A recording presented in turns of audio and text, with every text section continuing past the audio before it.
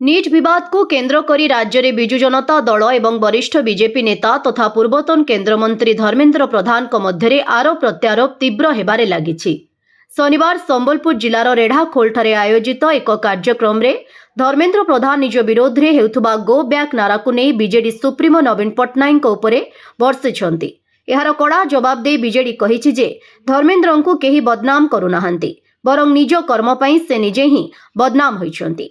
रेढ़ाखोल रे केंद्रीय विद्यालय कैंपस रो शिलान्यास समारोह रे जोगदे धर्मेन्द्र प्रधान कहिथिले जे केंद्र मंत्री मंडल रे 12 वर्ष धरी रहिबा भितरे ओडिशा किंबा 4.5 कोटी ओडियाक मुंड तळकु हेबा भली कोनोसी काम से करिनाहांती।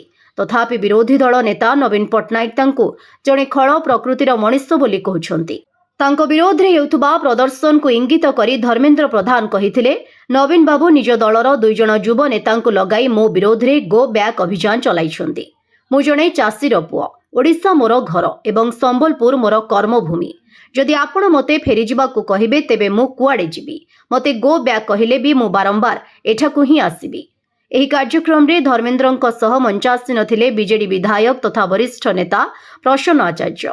एहाकु नै धर्मेन्द्र प्रधान कटाक्ष करी कहिथिले मु प्रसन्न भाईଙ୍କ अनुमति नै रेढ़ाखोल आसीछि, से मते भल पांती, किंतु तांको दलर सभापति नवीन बाबू मते खराब लोक बोली भाबुछंती। धर्मेन्द्र प्रधान एही मंतव्य परे बीजेडी वरिष्ठ नेता तथा संबलपुर जिला बीजेडी सभापति रोहित पुजारी पाल्टा आक्रमण करिसंती।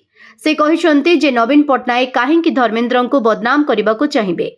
नीट परीक्षा परिचालन रे विफलता पाई से निजे ही निजको बदनाम करिसंती। रोहित पुजारी कहिथिले सारा देश जानिछि जे केवल तांकरी पई 21 जण पिला आत्महत्या कले। परीक्षा देथिबा 22 लाख छात्र छात्रींक मध्यरु पाखापाखी 21 लाख पिला एबे मानसिक चापरे अछंती। दिल्ली रे न्याय मागुथुबा छात्र छात्रींक उपरे पुलिस लगाई अत्याचार करागला, छात्री माननको हैरान करागला एवं पेलेट गन व्यवहार करागला। केंद्र सरकार को एभली कार्यानुष्ठान ही तांको भावमूर्ति को नष्ट करिछि। शुक्रवार दिन भुवनेश्वर विमान बंदरे धर्मेन्द्र प्रधान पहुंचवा बेले बीजेडी छात्र शाखा पक्षरु तांको तीव्र विरोध कराजिबा सह गो बैक नारा दिया जायथिला।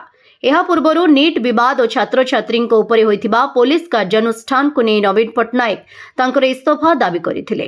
शनिवार संबलपुर गस्त समय मध्य एही विरोध आशंका करी पुलिस पक्षरु प्राय 30 जण बीजेडी कर्मी को अटक रखा जायथिला।